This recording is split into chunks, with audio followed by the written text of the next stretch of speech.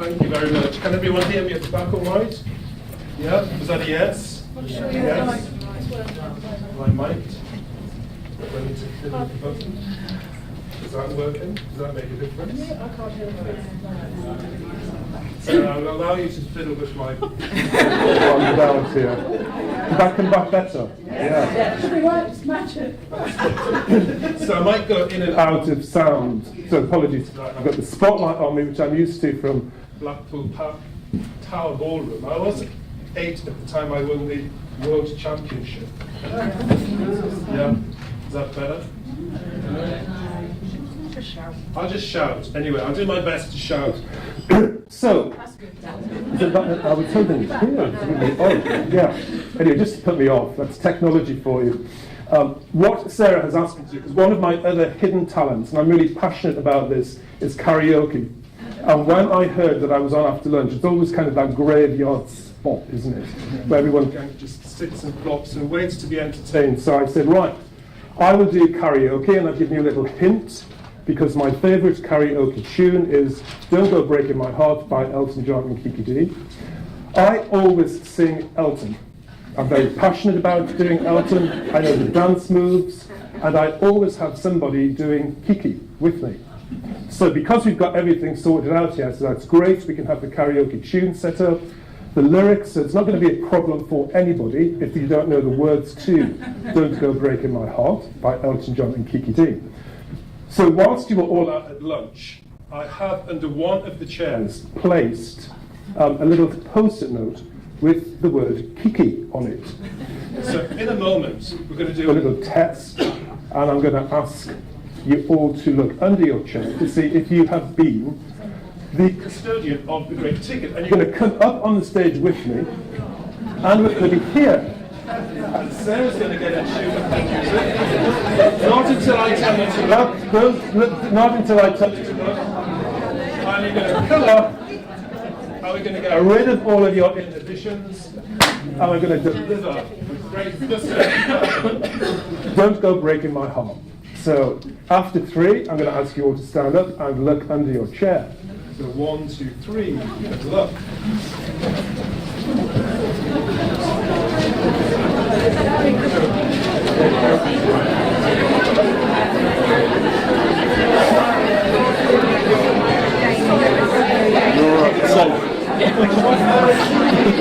Everyone under the chair. Now, I'm sure that probably if anybody was fancy lady, it would be Maria in her matching hat to our matching shoes. But actually, there's not a little label with Kiki, sadly. But today I'm talking to you about relationships, and the moral of the tale is how quickly you can switch in and switch off relationships without any real intention. I'm sure some of you would have been sitting there thinking, there is no way I'm going to get up there and sing with him no matter what. He can just go away because I'm just not going to do it. And there'll be others of you who will have just been frozen to the spot. Oh my God, what am I going to do? Say, I'll just have to stay cool on the telephones and put your phones on silent if you wish. There might have been kind of a few of you who think, I can't wait to go. Because equally, it's my favourite tune. Were there any of you are kind of desperately waiting to do it? Yeah? Great. How are we waiting? Amazing. Yeah. Well, if it gets a bit flat later on, I'll kind of take your cue. Just give me a little wave and you can come up and join me. Yeah. I was looking forward to dancing with you with Kiki legs. Fantastic. Yeah, I can see that. Can you tango? No, sorry. Do a little turn around later. But how easy is it to switch people on and off without actually knowing? This makes perfect sense to me. My life makes perfect sense to me. Your life will make perfect sense to you, but everything else is really weird, and that's the big thing to bear in mind. As leaders, we stand up and go ta-da, and expect this great relationship to emerge because of the change program you're unveiling, and you will get a mixed response to it. So I have been asked to speak to you today about relationships in the workplace. I have actually just embarked upon a new venture myself called Mindful HR. For 30 years I've worked in public sector, and a great believer and kind of advocate of people and relationships in the workplace. Sometimes I've been successful in promoting that message, and other times I've not been so successful. And I remember my career when I started 30 years ago, when I joined public service. I was actually inducted into the organisation as a public service. That's what my induction programme was all about. The fact that I actually run the school meal service at the time was secondary. It was all about doing meaningful work, worthwhile work for the local community. And I was expected to live in the local community. That was one of the job requirements, to actually live amongst the people who you were working and supporting and helping. And sort of over time, I've kind of seen that message of purpose really begin to erode away from that sense of supporting the local community. Not everywhere, but gradually that's no longer the kind of the driver. You're recruited because of your professional discipline, rather than the fact that you're joining a community of people supporting local communities. But relationships, therefore, has always been important to me, and my new venture, Mindful HR, is about promoting the fact that individuals in an organisation have a responsibility to be mindful of the way that they kind of conduct themselves. So everybody has responsibilities to step through the door. But organisations do have a choice of the way that they actually develop and kind of work with their workforce, thinking about people, the impact it's going to have on people. It doesn't mean to say that you can't make really difficult decisions, but you can be more caring and thoughtful about what you're doing and make sure that you have the appropriate and honest conversations when they need to take place. But I'll share more of that in due course. So relationships, I'm kind of going to start by sharing with you a story. It's a story of a relative of mine, Carol. She was my sister-in-law. Sadly, she's no longer with us. This is not a sad story. She did leave us all too quickly. And Carol didn't have what you would consider to be a remarkable life. She wasn't famous. She didn't have a particularly amazing job. In her later years, she was a Tupperware party consultant, and so she was very persuasive at getting me to host a number of Tupperware parties on her behalf. So my cupboards are full of really useless Tupperware containers without the lids which match. So she did have that skill. She wasn't somebody who could give you a job. I mean, she worked in a number of organisations, but really not a key decision maker. She wasn't rich, and she was certainly not a stepping stone to success. But she did have a brilliant technique or skill of building relationships and creating friendships. And friendships and relationships, to me, in this context, require you to give something of yourself without losing yourself completely. And you have to be prepared to give as much as you take from people. Knowing what you want, particularly in a work context. So this is what I'm kind of trying to get out of work myself, but creating space to help others achieve what they want out of work as well.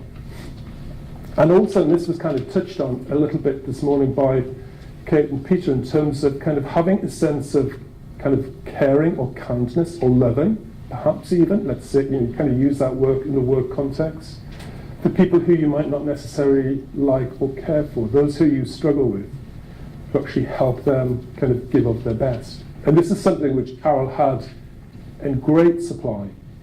And when my partner and I were talking to the vicar who was organising Carol's memorial service, she was a member of the Methodist Church in Essex, and he said, well, my church is not going to be big enough to take all of the people who want to come. We've been inundated with requests to attend the service. And John and I were quite staggered by that. I mean, we knew she was kind of popular and had a few friends, but the church held something like 250 people. And I said, well, isn't that going to be big enough? So no, we've organised somewhere that would take 600 plus. And on the evening of the service, the church was absolutely packed with people standing in the aisles and in the reception area of the church.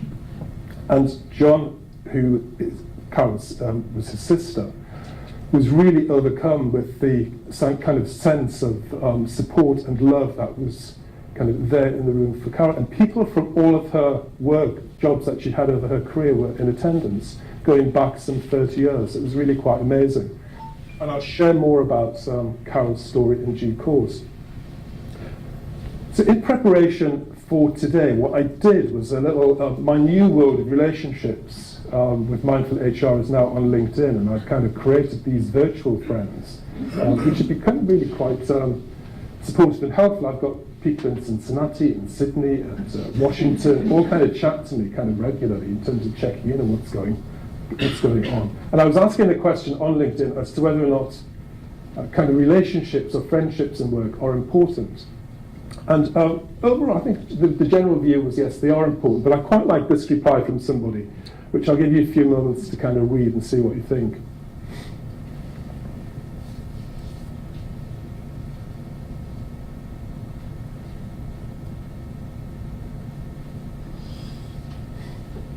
And I think it probably is, isn't it, how business is done? But all too often, when you're kind of sitting in that work context,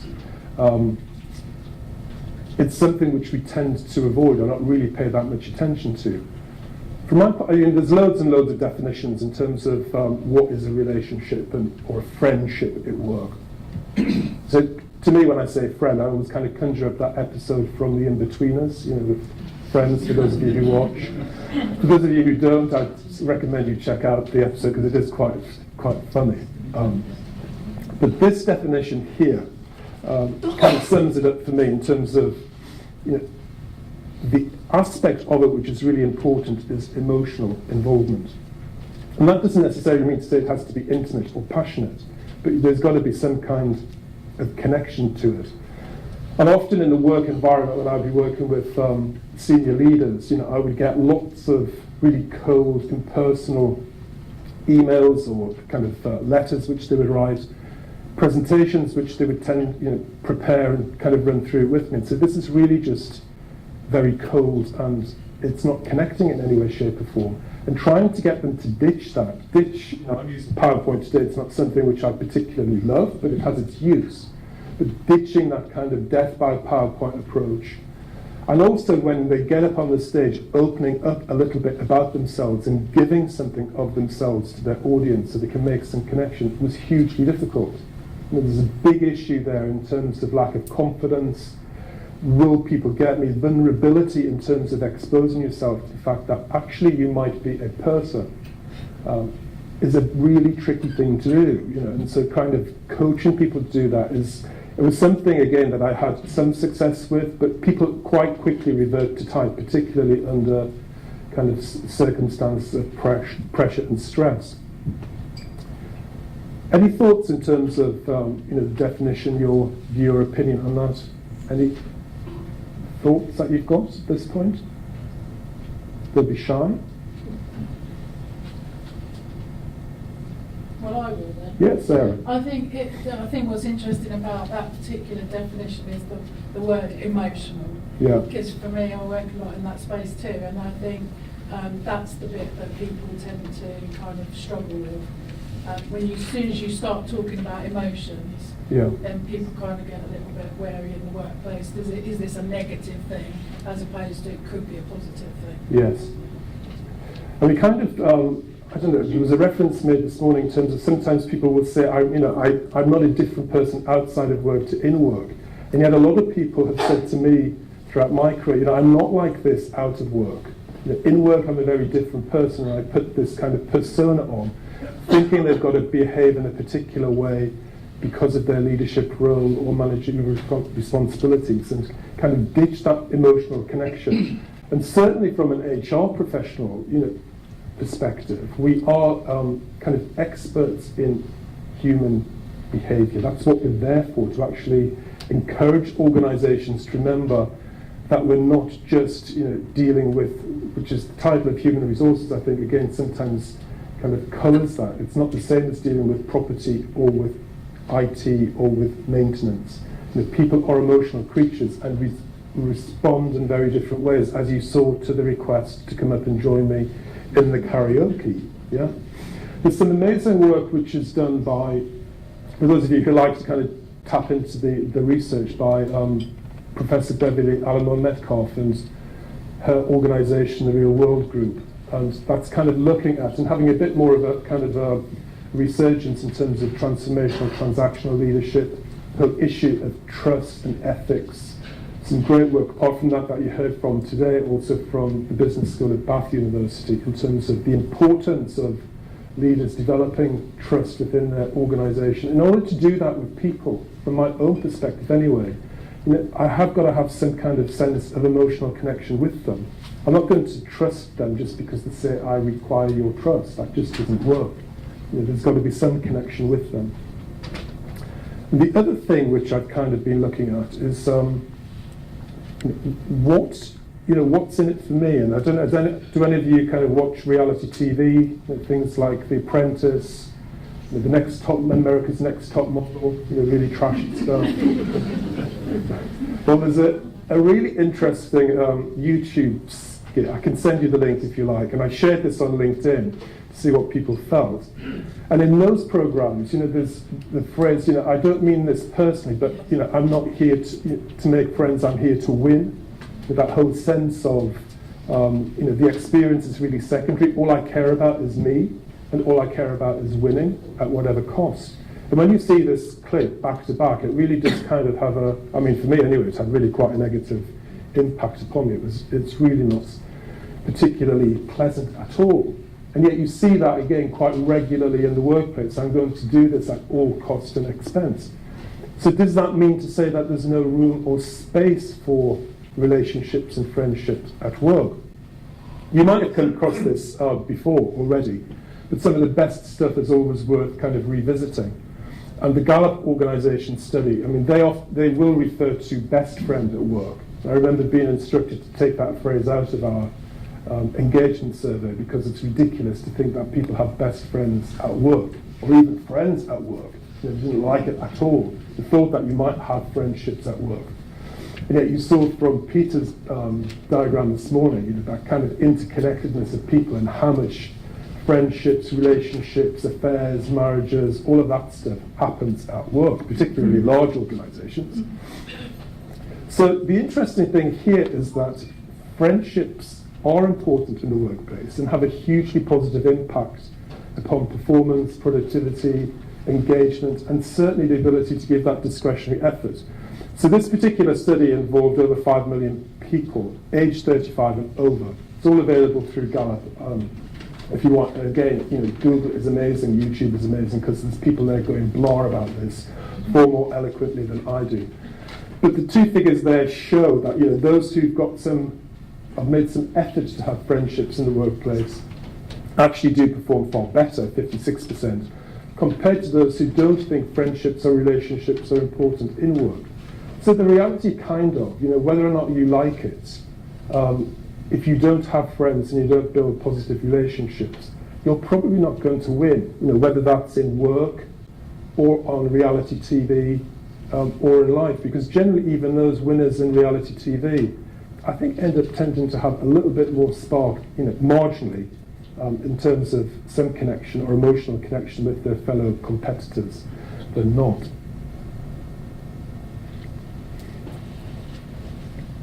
So the other thing which is really interesting, as humans, is that we are very sophisticated copying machines, and we copy people around us. Generally, we like to conform with what's happening. My old world, I had 30 years of working in public sector, local government, where it was hugely difficult to kind of encourage people to stand out and be individual. It was very conforming. This is how you look, this is how you dressed. It might not necessarily always be shared, but it was very much expected. And if you didn't perform or kind of look as you should, there was a huge amount of impact that could have. It could be very career limiting to you. Hugely difficult, and that unconscious bias is a big issue there. When we talk about diversion and inclusivity and think, have we actually moved anywhere? From my point of view, in organisations, particularly large public sector organisations, we've probably become better at being silent about it because of fear in terms of articulating your views.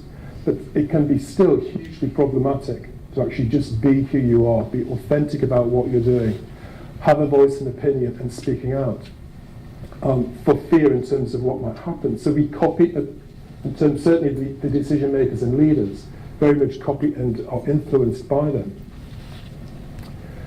And you can see how, from an early point, very early part of your life, it starts to actually build up. And the same is therefore true in the workplace.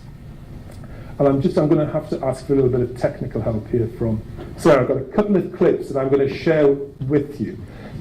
Excuse some of the twang American accent. If that offends anybody, I apologise, but they're just interesting little videos to have a look at. Ready to go? Yep. I don't know when I'll become a 10th grader. Well, far more than me. This is my laptop. To answer that question, we set up a hidden camera experiment to see if this woman would stand up at the sound of this tone, simply because everyone else is. You might be thinking you'd never go along with this. Or would you?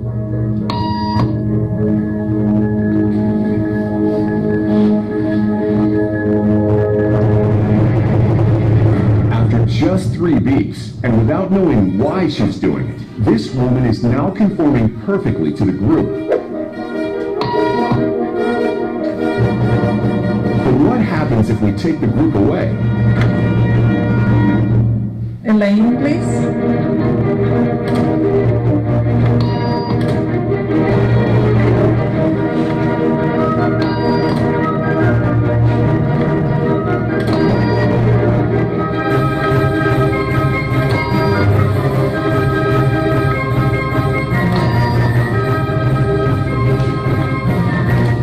Okay, now she's alone. The crowd is gone and nobody is watching her, except our hidden cameras. What do you think she'll do?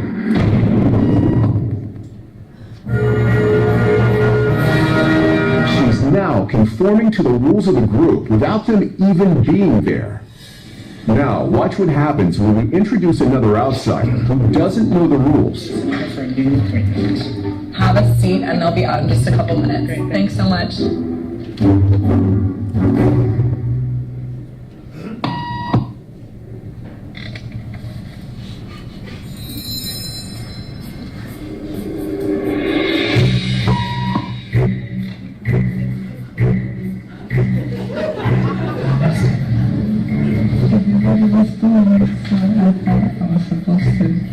Think she'll teach the new guy what to do?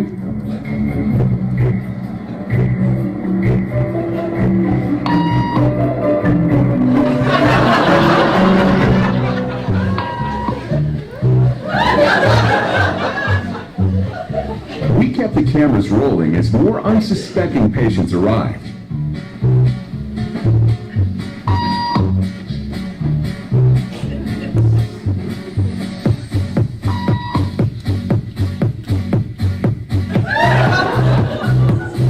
And slowly but surely, what began as a random rule for this woman has now become the social norm for everyone in this waiting room. Here to explain what's going on in their brains is Jonah Berger of the University of Pennsylvania. This sort of internalized form of herd behavior is part of what we call social learning. Starting at a very early age, when we see members of our group perform a task, our brains literally reward us for following in their footsteps. When I saw everybody stand up, I felt like I needed to join them. Otherwise, I'm excluded. Once I decided to go with it, then I felt much more comfortable. Conformity is how we become socialized, but it can also cause us to develop bad habits or repeat past wrongs. And it's why even this rebel, who wasn't standing for any of this nonsense, eventually joined the ranks. And the only thing more shocking than seeing how easily conformity affects the way you act is that similar forces are subconsciously shaping the way you think. Yeah. So I have another one to follow on, and then we'll have a little debrief.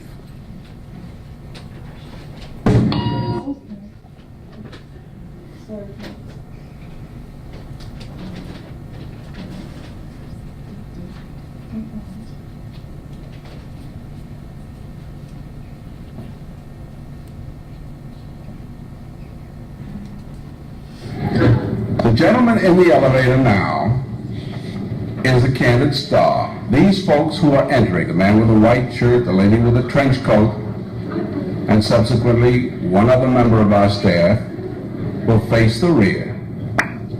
And you'll see how this man in the trench coat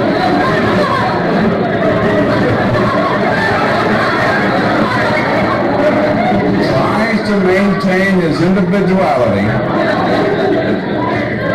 but little by little,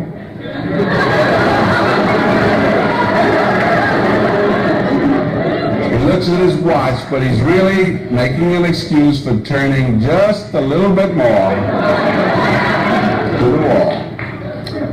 Now we'll try it once again. Here's the candid subject. Here comes the candid camera staff, 3 of them at least. And this man has apparently been in groups before.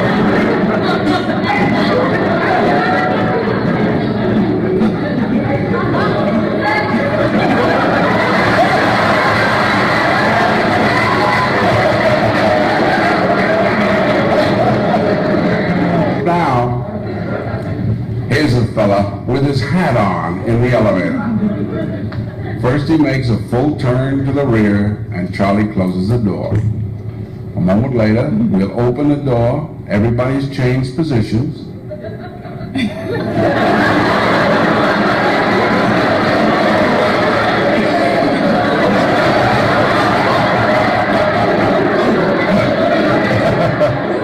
Now we'll see if we can use group pressure for some good. Now, in a moment, on Charlie's signal, everybody turns forward. There, notice they take off their hats.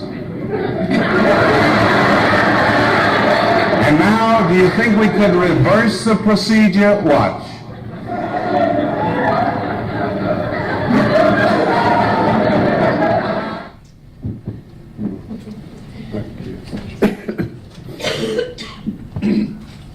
Do you remember kind of coming? 2 minutes. So any thoughts, observations from those 2 clips? The younger they are, the more likely they are to conform quicker. Yeah, could be. I mean, it's interesting, isn't it? But when you walk into an organisation, kind of how do you establish how things are done around there? With difficulty. With difficulty? Yeah. So Observing. Yeah. I mean, there's always, as HR professionals, you've probably written them. Your induction policy, your handbook, etc., etc., and they're all there, kind of beautifully written and beautifully presented. But generally, it is about the way people observe other people, or through your connections and relationships that you build. And so that's exactly how things are done around here. Maria? I was going to say, I think social belonging is so important Yeah. because it's so painful Yeah. in the brain when we are socially excluded. So Yeah. we grasp anything Yes. that makes us feel part of the group. Yeah. And as human beings, like it or not, it doesn't mean to say that everyone's got to be jazz hands and magical rah-rah kind of person in your face, or quiet person. We all crave that human connection, and we all want to be part of a group, and generally, therefore, conforming in some way. And that's what organisations will often kind of impose through their policy in terms of, pull away from in terms of their policy. Things like our reward system is often very much individual reward. The induction process is generally, you will actually see people arriving in an organisation very much in isolation. Not always, but sometimes that will happen. The appraisal process very rarely will actually bring into account your impact or influence in terms of teams and what's happening there.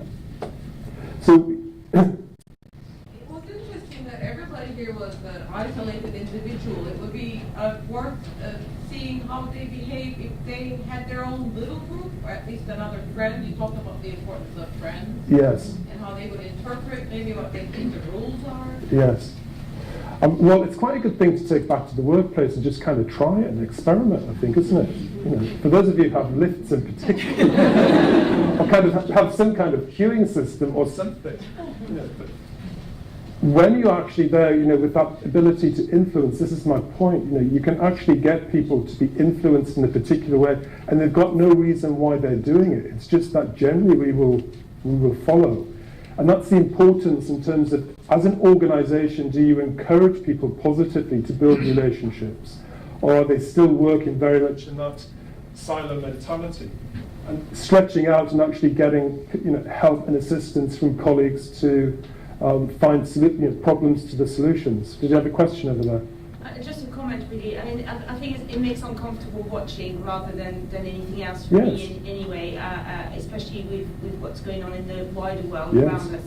That's the first comment. Second comment is, how do we support the individual? So if you think about a team culture which is negative, where staring at the back of the lift is actually a bad thing, and staring at the front of the lift is a good thing. Yes. How do you support that individual who's staring at the front? Yes. To develop the resilience, the strength, the capacity to change everybody else to turn the other way. Yes. I think for me that was more the reflection on, that's our role. Our role is to find that person who's staring the right way or a different way. Yes. And support them to change others around them. Yes. And certainly picking that point up and connecting it with what Kate was saying in terms of that ethical organisation. Mm-hmm. And if you go into an organisation, you see this behaviour which is really not appropriate. How do you speak out against that when the group is kind of therefore conforming with it? Which, I'm not necessarily saying I've got all of the answers, but I can open that to the floor and see what views and opinions other colleagues have got on that question. Harold? For me, it was more about, I kept thinking, if you have the confidence to be yourself and stand out or do something which is not conforming to the norm of the group, yes. How do we instill confidence within people? That was a key thing for me. I was thinking, if you were confident, you wouldn't follow everybody else, you would do what you think is right. Yes. And that's the key thing about how we engender that within the culture as well. Well, the first comment that we got, I think, was about this begins very early in life, and therefore, when you look at the type of support, education, and guidance and coaching people are given very early on in school and in life for confidence, that generally doesn't feature as a curriculum activity. Yeah. And suddenly, when you get into your 20s and your 50s, and suddenly think, I'm not confident, there's a lot of coaching I do is still about self-confidence. Self-confidence in speaking, self-confidence in speaking up, self-confidence in the fact that I have an opinion. And that's what it is. It's an opinion, and I can share my opinion. No one is going to die because I've shared my opinion. It doesn't mean to say that necessarily I might be right or wrong. So instances I would say I probably would be right if there was something unethical going on. But do I have the ability to speak up and do it? My experience, of course, is my relationships and the networks that I've got have always been hugely helpful, whether they be in work or out of work, to actually help me and build my confidence in being able to speak up in those situations. It's about trying to get people to understand when to apply that individuality. Yeah.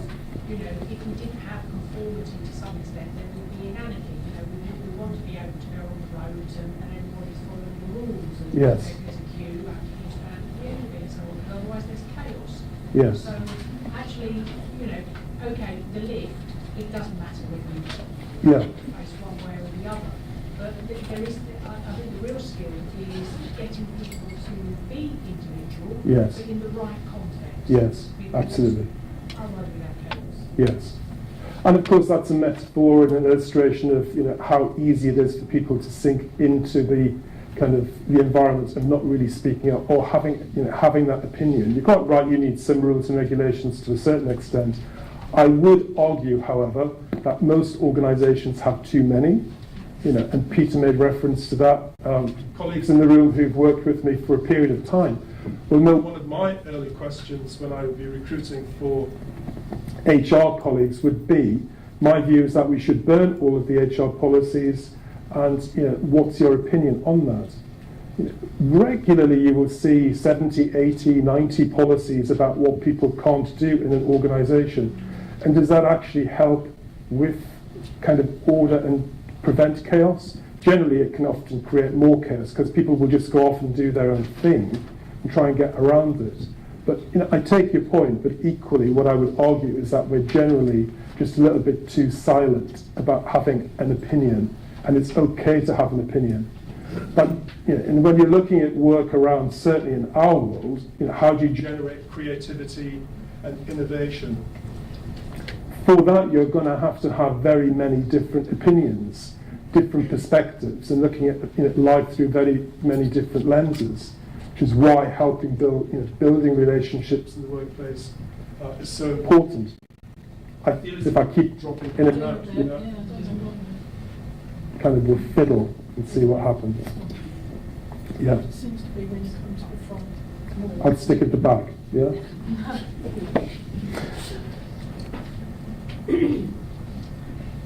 And this was touched on by Peter this morning a little bit. My version of it, your traditional hierarchical structure in an organisation, that command and control world, where the leader themselves actually had to, or often would feel, I'm the superhero kind of leader, I've been promoted to the top, I've therefore got to have all of the answers and opinions, and therefore I will be able to tell and control people in the way that they behave, think, and do.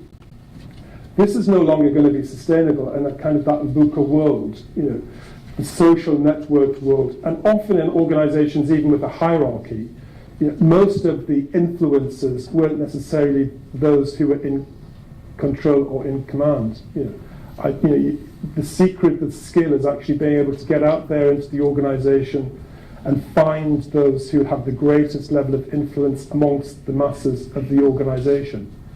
Sometimes they might be the chief executive, but sometimes it could be the person in your staff restaurant or cafe, who'd actually be able to sway or change the mood of an organisation. That's one of the big techniques, trying to encourage leaders to let go of that. But what would have been kind of acceptable in a particular organisation at some point in time is no longer appropriate or relevant. Social networking, many of us now have got virtual teams. I describe my new life, which is that kind of virtual linked-in community where I've got to build up different relationships, different connections. And many organisations now have people remote working, nationally, internationally, with individuals connecting through technology. And you've got to have a different method and style and approach there. So how do you do it? That kind of creating and building relationships, particularly encouraging leaders and organisations to kind of go out there and reach and build kind of relationships through the hierarchy of an organisation. Any thoughts on what you're currently doing in your organisation which helps build those kind of meaningful relationships through the organisation? Stuff that you're doing as HR practitioners that might help this. Maria. Well, speaking more as a leader, I suppose, of my little team, I think the most important thing is to be okay about being wrong. And I think if leaders can say, I'm wrong, thank you. Hello. No, it's not making up. Hello. Is that working? Only occasionally. I go to the slides slightly. I'll just speak anyway. Oh, look, it's working again. I think when leaders are able to say, actually, this is bigger than me, I'm not the most important person here, this movement, whatever it happens to be, is bigger than me, and actually I can be wrong and therefore be vulnerable, and that actually gives permission to everybody else to be vulnerable. I think that's probably, for me, what I see as the most important ingredient. As I say, from my point of view as a leader of a business, I'd love to see that happening more in organisations. I think where leaders are able to say, I don't have all the answers actually, and that's okay, because I'm not here because I have to have all the answers. I think that's where we can see much more healthy organisations on every level. On every level. Yeah. So it's saying you've spoken enough. Yeah. Any other examples of good practice that's currently happening in your organisation? Or what you do to build up your own relationships, friendships and work? Yeah. I think integrity is Yeah. absolutely essential. So, don't promise what you can't deliver based on Yes. Yeah. Great. I do something far more basic. I can go in the morning, listen to my iPhone, my music, and I unplug the headphones when I get to work, and then I play the music out loud and start dancing. And the finance team who sit behind me join in now, and they didn't before. And it's just like, and I relate it back to, you know, the Japanese technique when you'd come in and you would do meditation and stuff like that. I think it's a similar version of that, and people get really happy, and that lasts for about 5 minutes until my dancing is really bad, and then we move on. But simple things. That doesn't sound basic. No, and it's kind of your version of the lift in terms of encouraging from a positive perspective, you know, how you can influence other people around you. Don't do it every day. Yeah. Yeah. We're very fortunate that our offices are right next door to a park, so every Monday now it's at 1 o'clock. We all meet by the cafe door foyer entrance, and all line managers, everybody, or whoever wants to go for a walk in the summer, walks around the park and gets to talk to somebody Fantastic. who maybe a box office they wouldn't normally talk to, or somebody Yes. from finance they wouldn't normally talk to, and it takes about half an hour, and just then the next Monday they know somebody who they've met before and can talk again. So Yes. sadly it's about to be winter, so we're not doing it. Or you'll have to think of a winter alternative to that, Yeah. won't you? Yeah, great idea. Anything else from anyone? Yeah? I've worked in a multicultural ethnic organisation, and what we did was everyone once a month brought in food that was from their background, and we all shared it. So we had a communal lunch. Yeah, that's a great idea. I mean, some of the kind of harder stuff, more formalised stuff, which you can do in organisations which I think have a great impact, things like coaching and mentoring. Many of the coaches that I've had, certainly from my early part of the career, are still part of my formal network. And I really enjoy reverse mentoring. So a couple of years ago, for example, I found somebody in the organisation, they hadn't been with us that long, in their early 20s, amazing on social media. I was really awful. And I've worked with them now for the better part of 2 years, and they've really transformed my ability. I'm still not very good, but I've got LinkedIn presence, I've got a Twitter presence, I've got a Facebook presence, and also I can use something called Hootsuite. And of course, I didn't know about that. So now I can program and follow when my followers are following me, and all of that stuff, and get the best traction. So, but equally, what I have now found is, somebody in the organisation who I wouldn't have ordinarily met, that then influenced their community of friends because we made a connection. I've therefore made a connection with a broader group of people, and you start to build up a much more human relationship with them. So that's a great thing. Sponsoring projects which are outside of your professional discipline, often we still get very much stuck in these silo mentalities. But volunteering for stuff like that, or encouraging other people to get involved from across the organisation. The other thing which I think really works well, and I've heard some great stories about this, is kind of as part of induction, forwarding on to 6 people. So I will introduce somebody to 6 people in my network that I know of somebody who's new, and as part of the deal, once they've been in the organisation for a while, they will do likewise with new people coming through the door. It builds up their productivity, performance, connection with the organisation much quicker. And the other thing that we can do with people when they're joining the organisation is allow them to be much more productive far earlier. So getting rid of all of the processy, form-filling stuff before they arrive in the organisation if you can.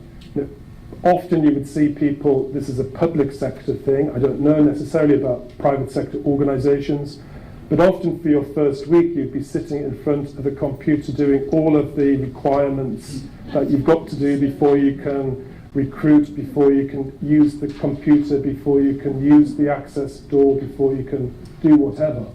So that's my experience of working in an organisation the first week. Is that really going to feel amazing? Am I going to feel connected? Am I going to feel part of belonging? When I should be able to do that much earlier. What I want to be when I actually get in there is productive as possible. So have we actually made the connection before you arrive with people in the organisation to say, hello, this is Leatham, you're part of your team, I'm going to welcome you on board, this is what I do, sending a message to people before they've actually arrived in the organisation. Some organisations with the technology will send virtual maps, YouTube, video clips, YouTube clips of their organisation, welcoming them, preparing them to actually arrive. And again, a very different experience from that kind of traditional procedural experience that people have. The other thing which I really like, I'm going to skip that slide, I'll come back to it in a second, something called shadow board. Do any of you use a shadow board in your organisation? Yeah. I'll come back to you in a second. So that's one of many, so it's maybe a new step. So this is a great thing if it's part of your, I would say, talent development program. So those people who are aspiring to be future leaders, who have the potential to be future leaders, and also the desire to be. But the board, as I've set it up for organisations, will replicate your top team, whether that be your executive team or a departmental management team. And they'll be given the same papers to consider and assess and debate and see what kind of decisions they come up with in complete isolation from the actual board, and then bringing together the two communities to actually assess whether or not there is similarity and differences. And often you find, looking at things from a different lens and perspective, the shadow board, which are far less shackled by conformity. This is the way we make decisions, this is the way we do things, this is the expectation that the organisation will have of us as a leadership community, are not overlaid on the shadow board and come up with some interesting and often quite refreshing ideas and recommendations. The challenge then is to actually, what can I use from the shadow board's decision making? Can I actually apply any of it? But being able to give an explanation, articulation back to them as to why you can't, if that's not possible. But equally to the organisation, sharing the learning and the richness which actually emerges from having access to that opportunity to debate, and getting connection from the shadow board onto the executive team. So where I've set it up, for example, one member of the shadow board will sit and listen to similar debates taking place with the executive team and then give a critique back in terms of what they've experienced, any differences or similarities in terms of that debate, and really starting to break down some of those kind of smoke screens in terms of the mystique of decision making by senior leaders in an organisation. It does take bravery and courage to actually say, this is what I'm prepared to do. And releasing and letting go of that power and authority is always really quite tricky too.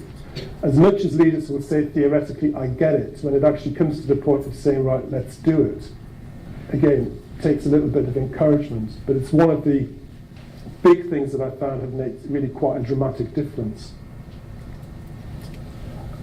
This is a little tip from me in terms of, goes back to Parrot's comment, in terms of kind of infecting people with some kind of positive intent.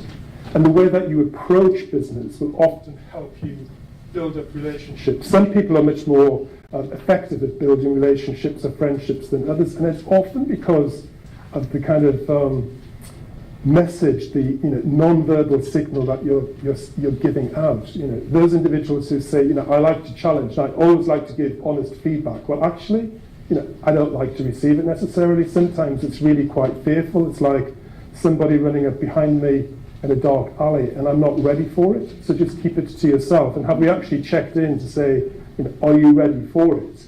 So it's a bit like that Kiki D moment again. So before you speak, and engage in conversation, dialogue with somebody, particularly if you're going to be constructive with your honest feedback to them, if they're not ready for it, is just use this very simple acronym. You're trying to be truthful. Is it helpful? Is it inspiring? How often do we give feedback to people which is going to be uplifting? However small that might be, we've all got the ability to do that to people every day in our life. Is it necessary? So do I necessarily have to be truthful to the person at that point in time, particularly in public, in front of other people? And is it kind? And this is not necessarily saying that I'm advocating a soft and fluffy approach to life. That's absolutely not the case at all. Being kind and truthful to people is often about having really strong and difficult conversations with people. Those leaders and managers or individuals and colleagues who will say, I'm really great at managing people, tackling it, and I've got a great reputation for being a strong leader, don't necessarily, when it comes to people management, have the appropriate and honest and truthful conversations. They're bypassed. Most of my career in HR has been spent in terms of trying to unpick conversations that either have taken place badly or haven't taken place at all, or should have taken place 30 years ago. And those individuals who will say, I'm really courageous and a brave leader, do not have the confidence, the wherewithal to sit down and actually say to an individual, the rest of the organisation thinks this of you, i.e., not that you're brilliant, you're a pain, you're getting in the way, you're blocking. Are you aware of it? And often individuals are left in isolation, so the truthful conversation is not actually taking place. And you can have those really difficult conversations in a way which is very kind and supportive. It doesn't have to be destructive and destroying. So that is my very simple technique. And it only takes a few moments, a few breaths to do it, but it can actually make a profound difference in the way that we experience kind of conversations with people. Again, for those of you who really like a bit of academic research to back up the points that I'm making, I would say the work that Kim Cameron did around positive organisational change is worth checking out. It's done in 2014, but I still think it's relevant and demonstrates the power of positive relationships in work. The way that you approach it, in terms of being sensitive, supportive, kind to individuals in an organisation, brings about very clear and beneficial results for the organisation itself, i.e. your connection with the workplace is much stronger, your ability and willingness to give that discretionary effort will increase, your ability to actually share and improve the reputational brand of an organisation is much more positive. And as a consequence, you're more willing and able to speak out positively in the workplace, have a voice and an opinion. The benefit to the organisation is that its financial performance will increase, generally, its customer satisfaction increases, and therefore it has a very clear and tangible improvement on the bottom line. And it's all brilliantly articulated in that particular article, which you'll be able to get access to when you get a copy of the slides coming through. This is just a reminder in terms of why is it important to give and take, which just goes back to my kind of opening comment in terms of the importance of relationships and the way that you approach it in the workplace, and having the ability to give to people as much as you're taking from them, and just really asking for you to do a bit of reflection in your own approach to building relationships in the workplace. I like that kind of bottom bit. In human relationships, if you want to take something from somebody, first give them its equivalent. And that's the whole purpose around give and take. So, I'm going to do a bit of an experiment here, just to get a bit of movement, as we're getting into that afternoon siesta. And this might work and it might not work. The other thing that we like is social beings. It's that kind of human connection. So I don't know, of those of you who've attended today, how many of you met new people and had a conversation with people that you've not met before today? Oh, amazing. Fantastic. Yeah, I love it. Yeah. So now's your opportunity to try and find a few more people that you haven't met before and just see. Often, when I would go to an event like this, people would come up and say, you know, what's your name and where are you from and what's your job? So we're going to try something slightly different. You might not be so transactional as that, but we're going to go up to somebody and just make sure you shake their hand to actually get a sense of touch with the person. Nice positive handshake. And just ask these few simple questions from each other. What did you hope to gain from attending the session today? What brought you here today? And what do you hope to get out from attending the conference today? And then move on to the next person. And if somebody's still talking, just politely tap them on the shoulder so you can kind of exchange it. Because I want you to meet kind of 3 people you haven't spoken to thus far. And I'll leave those questions up there for your sense of reference. But remember that connection of touching the hand.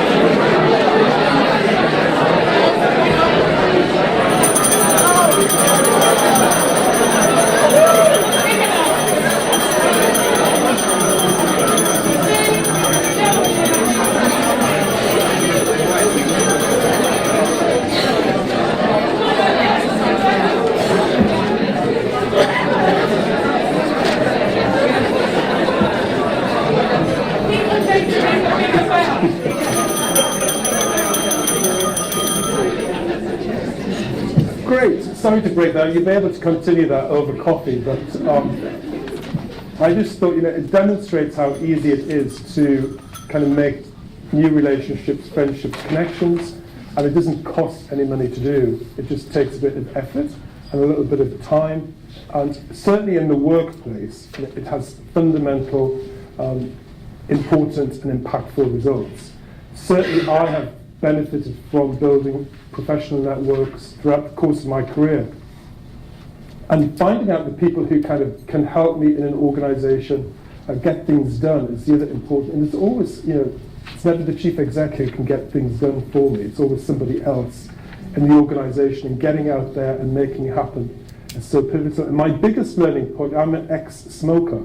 And when I smoked in the smoking shed, it was amazing.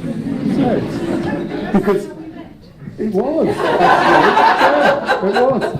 Because I wasn't kind of a manager or a director of anything. I was just another smoker who kind of did it, and therefore I would get loads of information, and it was amazing. And then when I stopped, I did kind of use the fake cigarette for a while, so at least could be part of that group. But that kind of went, so I had to find different ways of doing it. So there are ways of making it work. And I can share loads of kind of practical good examples.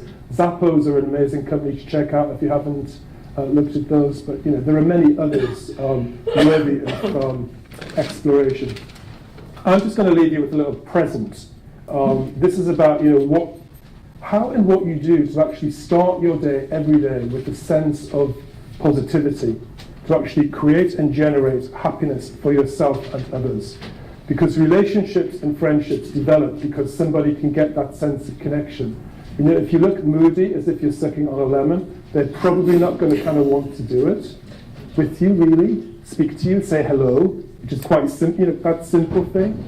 And how often did I walk down corridors and I just spent a few hours in meeting with people, and it was as if I didn't even exist and they'd never seen me before? I found that really odd. I always thought it's because I was from the north and we always just speak to people at the north and they didn't in the south, but it's not that at all. So, this is something I've just been blogging about this last week, and it seemed to get a little bit of interest, so I thought I'll share it with you. So, all you need to do is make sure that you're sitting comfortably in your seat. This technique is best done in the morning before you actually look at your emails, take any telephone calls, and start the business of the day. And it's applicable for life and work. It's a life thing. And I do this every morning. I'm a meditator. I've meditated for 30 years, so it is part of my kind of daily habits. But this takes a few minutes only. So you could do it in the shower, you could do it on the train if you were traveling in public transport. But ideally, when you first wake up, when you're having your breakfast or a cup of coffee or something, just be by yourself. So you can sit comfortably, making sure that your hands on phones or anything just resting on your lap. And just close your eyes if you can, or if you feel uncomfortable closing your eyes, take your gaze down to the floor in front of you. And just start to breathe in deeply through your nose and out through your mouth. And just get a sense of the rhythm of the breath as it enters and leaves the body. And you would, under normal circumstances, do this at the start of the day, thinking of the day ahead. But we're going to do this really for what's left of your day and what your intention is for meeting people over coffee and when you're going home. So you're just going to scan your body, feeling that breath enter and leave. And then ask yourself, what is your intention for the rest of today?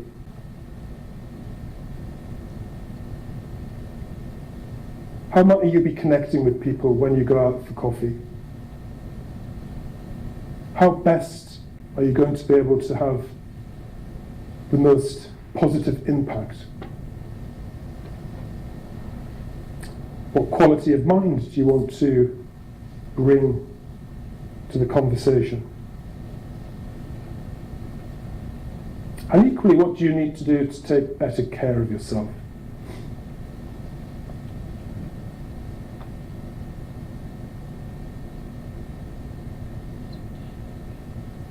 And just take your attention in terms of your behavior. So you're going to just say to yourself, for the rest of the day, I'm going to be really happy. I'm going to give generously of my time. I'm going to have fun. I'm going to enjoy myself. Or anything else that you may feel is important too. And for the rest of the day, just occasionally, as you take an in-breath, just check out whether or not you're actually bringing those intentions and feelings to the fore. So a nice deep in-breath for the last time, and release with your out-breath.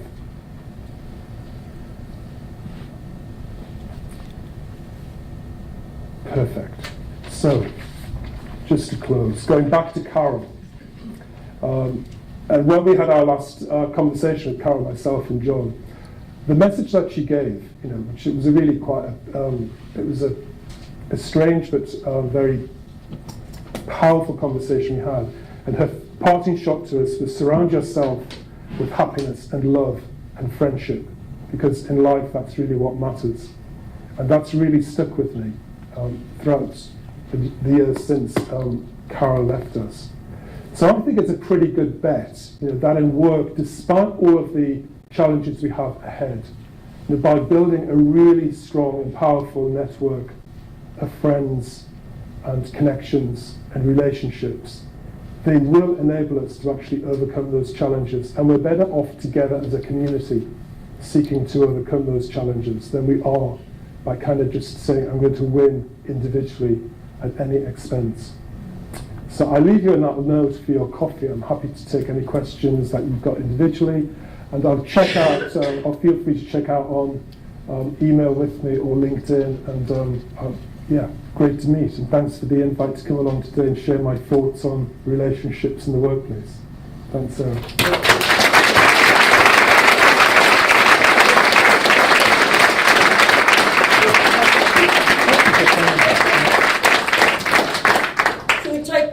Questions. So if anyone's got any burning questions after that very insightful and inspirational, dare I say it, presentation. Thank you.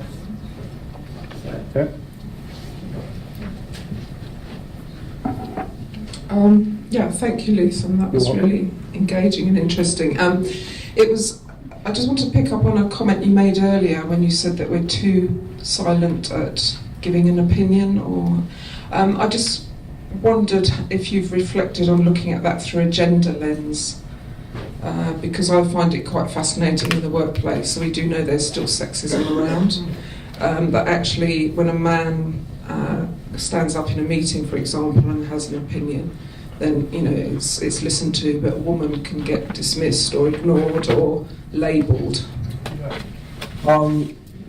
I'm sure well, there'll be other people in the room probably far more capable of answering that question. My personal opinion. The profession that I've worked in all of my career, whether that be school meals or HR, they're both predominantly dominated by women.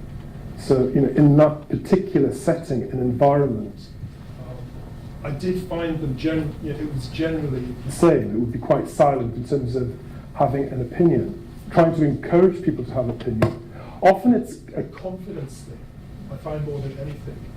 And I might look stupid, or I might kind of come over as kind of slightly ignorant if I just kind of say something. So encouraging people just to kind of let go and release and just have the debate. Of course there are exceptions to that. I always really enjoyed and relished the fact that I know there were some people in the audience who were prepared to challenge. Because from a leadership perspective, it's really important. Organisationally, I've got to say you're absolutely spot on. And kind of goes back to that hierarchical structure. It was very much command and control and dominated, and your opinion really wasn't that welcome, let alone encouraged. So that generates that whole culture and expectation of silence. And I might say, right, has anybody got an opinion or a question? And the room's silent, and therefore, well, that's great because nobody's got it. But of course, everyone then goes and has the conversation. So I've then, my approach to organisations, you've got to flip it on its head and change the way you're asking the question. and change the way you're seeking to go out and get the opinion. So I did one experiment, and I was sharing this with Powell, the last piece of work I was doing for Orbis, which is a partnership between Brighton and Hove, East Sussex and Surrey. And so, well, actually what I'm interested in is people's views and opinions in the organisation. So I'm going to invite people to come along and work with me so I can get the opinion. And so, well, that will never work. You know, it's just a ridiculous thing to be doing. So, well, I'm going to do it. I'm just going to see if it works. And in Brighton and Hove City Council, you know, it's very heavily dominated by trade unions, and this is the way things are done. And it's not, that wasn't part of their conforming behaviour. 70 people turned up for the first meet. They did want to have an opinion. And their feedback to me is, well, this is a different way of asking for my opinion. You know, there's something there in terms of building up an element of trust and how you do it. Of course there is.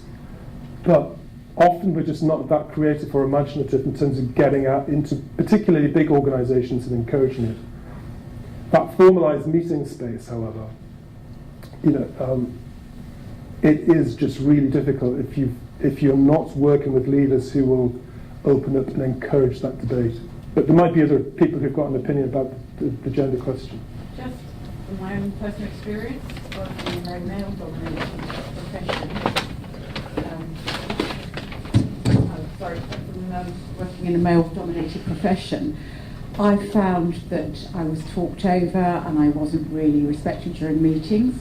And there was one particular person that was like this. And so I had a conversation with him outside the meeting, just to make him realise what the impact was, because he actually didn't realise and appreciate what he was doing, and he hasn't done it since. Great.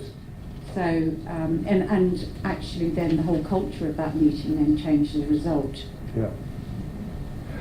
You know, good on you for being able to do it. And of course what you do find is that does take confidence, self-confidence to be able to do it. And helping and encouraging people to do it. So coaching and mentoring does come into play. Having networks, therefore, that if you're experiencing that, I can talk the issue through with somebody, preparing a strategy and then going and doing it does also help. Because there is always a solution to it, but it does take time, effort and personal confidence to do that.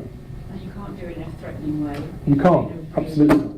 It kind of goes back to my think kind of acronym, which is really powerful, because that individual, you might want to be truthful in terms of giving them feedback, but the way you're doing it, may well go down absolutely badly, and you could have had the reverse impact if you weren't skilled. I always talk about skilled communication or unskillful, and it's really important to kind of think through very carefully the impact that you're trying to have and the intention you're trying to have. And listen to it out loud before you actually go blah to somebody, because it can actually have a very different impact in terms of the way it lands.